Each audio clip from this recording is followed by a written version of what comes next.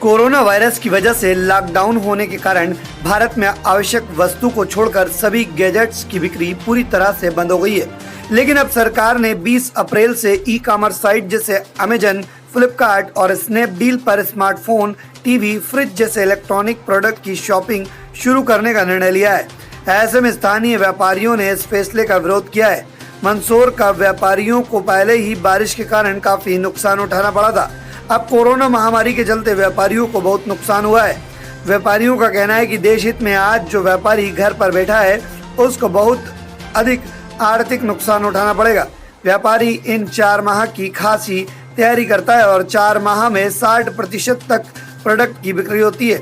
वही व्यापारी मार्च से पहले स्टॉक भी माल भर लेता है। ऐसे में ऑनलाइन बिक्री के कारण काफी नुकसान उठाना पड़ेगा। वर्तमान में देखने में आया है कि ऑनलाइन कंपनियां देश हित में कुछ भी योगदान नहीं दे रही हैं। स्थानीय व्यापारी ही योगदान दे रहे हैं। वहीं पड़ोसी जिले रतलाम में कलेक्टर द्वारा 1 से 4 बजे तक इलेक्ट्रॉनिक सामान की होम डिलीवरी कर बिक्री जैसे निर्णय लिए हैं। मंदसौर के व्यापारी भी स्थानीय कलेक्टर से ऐसी ही आस लगाए बैठे हैं। वहीं जनमत सरोकार भी स्थानीय व्यापारियों की आवाज को बुलंद करते हुए व्यापारियों के साथ खड़ा है और नगरवासियों से अपील की है कि पड़ोसी ही पड़ोसी के काम आता है, वहीं शहर का व्यापारी ही शहर के काम आएगा और वर्तमान समय में यह चरितार्थ भी हुआ है। भाई साहब, क्या नाम है आपका? मनीष मारू जी, क्या कहेंगे जिस तरह से ऑनलाइन 21 तारीख से हो रहा है उसको लेकर क्या परेशानी आएगी आप लोगों को? ऑनलाइन को लेके सबसे ज़्यादा जो परेशानी आएगी वो जो व्यापारियों को आएगी, क्योंकि व्यापारियों ने अपना जो स्टॉक है वो पूरा मार्च में कर लेते हैं। अप्रैल, मई और जून ये इनका मेन सीज़न रहता है पंखे, कूलर, एसी और फ्रिज का। अगर ऑनलाइन मटेरियल आने लग जाएगा तो जो लोकल व्यापारी वो कहाँ जाएंगे, वो कैसे माल बेचेंगे अपना, ये सारी समस्या आएगी। क्योंकि मैं डिस्ट्रीब्यूटर भी हूँ तो पूरे ज़िले के मंदसौर, नीमच, रतलाम ज़िले के व्यापारी मेरे कॉन्टैक्ट में हैं। उन सबसे यही बात हुई तो उन सब ने यही बोला है कि अगर इस तरह से हुआ तो हमारा तो पूरा धंधा ही चौपट हो जाएगा। क्योंकि इलेक्ट्रॉनिक्स का जो पूरा सीजन का, पूरे साल भर का जो टर्नओवर है वो 60% टर्नओवर इन 4 महीनों में होता है। तो अगर यही 4 महीने में अगर पिटा गया और दूसरी जगह से माल आके बिकने लग गया तो वो तो उनके पास कोई ऑप्शन नहीं रहेगा। क्योंकि ख़रीदार के पास तो ऑप्शन है, वो तो यही सोचेगा चलो ठीक है यहाँ नहीं से ऑनलाइन से मटेरियल आ जाएगा, उसको तो अभी गर्मी में राहत चाहिए, वो तो ले लेगा। लेकिन जो लोकल व्यापारी है वो बुरी तरह से पिटा जाएंगे। कहीं ना कहीं देखा गया है कि सीजन का समय आप लोगों की यही होता है। हाँ, मेन सीजन का समय यही होता है। और रतलाम कलेक्टर ने जो आदेश दिए हैं, हाँ, जो रतलाम कलेक्टर ने आदेश दिए हैं वो आदेश बहुत हद तक सही है। अगर उसको प्रॉपर तरीके से गाइडलाइन फॉलो करके काम किया जाएगा तो उम्मीद है कि जनता को भी और दुकानदार दोनों को राहत मिलेगी। और वैसे क्या आदेश दिए हैं उसमें ये आदेश दिए हैं कि 11 से 5 तक आप जो भी कस्टमर है उसको आप घर पहुँच सेवा इन प्रोडक्ट की दे सकते हो। तो वही अगर यहाँ पे भी मिल जाते हैं तो काफ़ी अच्छा होगा। इस विषय में आपकी यहाँ मंदसौर कलेक्टर से चर्चा हुई? नहीं, अभी तक तो कोई चर्चा नहीं हुई है। अभी सब व्यापारी एकत्रित हो रहे हैं और बात करेंगे। आपका नाम? मनीष मारू। क्या कहेंगे जिस तरह से ऑनलाइन है उसको लेकर काफ़ी परेशानी आएगी और सीजन का समय? जी, मैं मुकेश आचार्य, पंकज, MLA सन्स। मैं यहाँ ये कहना चाहूँगा कि जैसे ही कोरोना संक्रमण से लॉकडाउन लागू हुआ था तो उसको सफल बनाने में भारतीय खुदरा व्यापारियों का बहुत बड़ा योगदान रहा है। एक कोरोना योद्धा की तरह उन्होंने अपने व्यापार व्यवसाय को बंद करके एक आदेश पर सरकार के एक दिन पूर्व बंद करके मंदसौर में तो और वंचित वर्ग के लोगों को भोजन, पानी, राशन, दूध इत्यादि उपलब्ध कराया है। अभी बड़ा ही खेद का विषय है, अभी हमें पता लगा है कि 20 अप्रैल से सरकार द्वारा ये आदेश दिया गया है, ये आदेश निकाला गया है कि खुदरा व्यापारी तो अपना व्यापार बंद रखें और ये विदेशी स्वामित्व वाली ई-कॉमर्स कंपनियां वो आवश्यक वस्तुओं के साथ साथ अभी गैर आवश्यक वस्तुएं, mobile, TV, fridge, AC, cooler इत्यादि ये भी ऑनलाइन वो पहुंचाएंगी। यहाँ पर भारतीय खुदरा व्यापारियों का हितों की बहुत बड़ी अनदेखी की जा रही है सरकार द्वारा।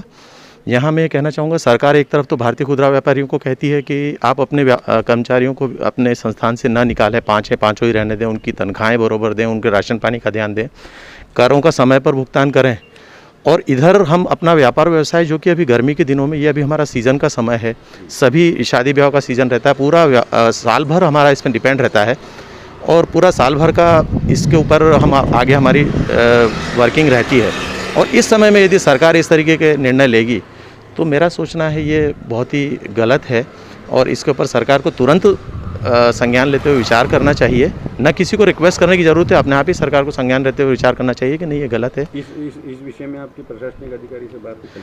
हम लोग व्यापारी सारे इकट्ठे हो रहे हैं और अभी इस संबंध में हम लोगों के व्हाट्सएप ग्रुप से सोशल डिस्टेंस को पालन करते हुए, चूँकि मार्केट में निकल नहीं सकते हैं, तो आपस में फ़ोन पे बातचीत करते हुए हम लोग प्लान कर रहे हैं।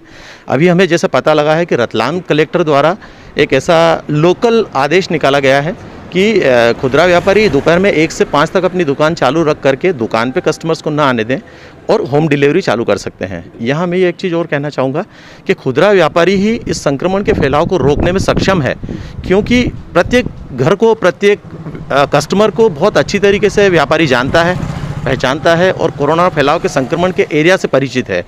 यहाँ पर वो उसको रोकने में सक्षम रहेगा, जबकि ऑनलाइन डिलीवरी वाले जो बॉय हैं वो सदैव अनजान लोगों से ही संपर्क रहता है उनका। जैसा आपने गत दिनों देखा, दिल्ली में 72 लोग उनके संक्रमण के शिकार हो गए।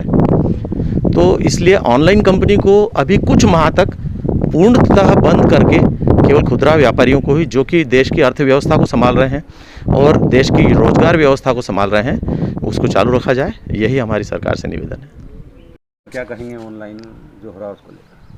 ऑनलाइन से बेसिकली वैसे ही इकोनॉमी ऑलरेडी इतने सालों से हम लोग सारे रिटेलर्स ऑलरेडी जूझ रहे हैं। अगर गवर्नमेंट 20 तारीख को, चाहे वो ग्रीन जोन हो, चाहे वो कोई सी भी तरह के जोन्स को अगर एक्टिवेट कर देती है ऑनलाइन फीचर्स, तो मेरे ख्याल से ये सारे ही लोगों का जो आज राष्ट्र हित के लिए घर में बैठे हुए हैं और इस लड़ाई के लिए लड़ रहे हैं, उनका अपमान भी होगा और एक तरह से उन सभी लोगों की इकोनॉमिकल स्थिति के ऊपर भी बहुत बड़ा प्रहार होगा। इलेक्ट्रॉनिक्स कोई बहुत ही ज़्यादा एसेंशियल वस्तुओं में नहीं आता है, और अगर उसके बावजूद भी गवर्नमेंट ये समझती है कि ये ऑनलाइन की सेवाएं प्रदान करने से फ़ायदा होगा, तो फिर ये तो यही बात हो गई कि हम चंद लोगों के हाथ में चले गए हैं और वही चंद लोग अब इस इकोनॉमी को चलाने की प्रक्रिया में रहेंगे। तो बाकी बचे 6 करोड़ दुकानदारों का क्या होना है, ये अब सबको मिलकर के सोचना होगा, क्योंकि ये नीति कहीं ना कहीं सभी लोगों के लिए दर्दनाक और बहुत ज़्यादा हानिकारक हो सकती है आगे चल के। जो आज की स्थितियाँ हैं, परिस्थितियाँ हैं, हम उनके अंदर हर मुमकिन कोशिश कर रहे हैं कि राष्ट्र को बचा सकें, लेकिन अगर इसी हिसाब से अगर ये चीज़ चली तो राष्ट्र किस डायरेक्शन में जाएगा ये तो आने वाला समय ही बता पाएगा।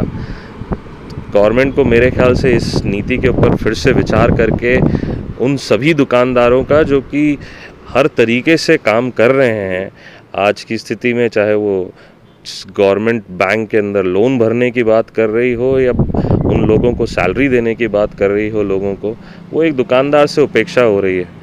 तो अगर हमारे बिजनेस ही नहीं रहेंगे तो हम किस बात की उपेक्षा करना चाहिए। कहीं ना कहीं परेशानी का सामना करना पड़ता, बहुत बड़ा सामना करना पड़ेगा, क्योंकि हमारा तो मेजर सीज़न था और वही ख़त्म होने जा रहा है।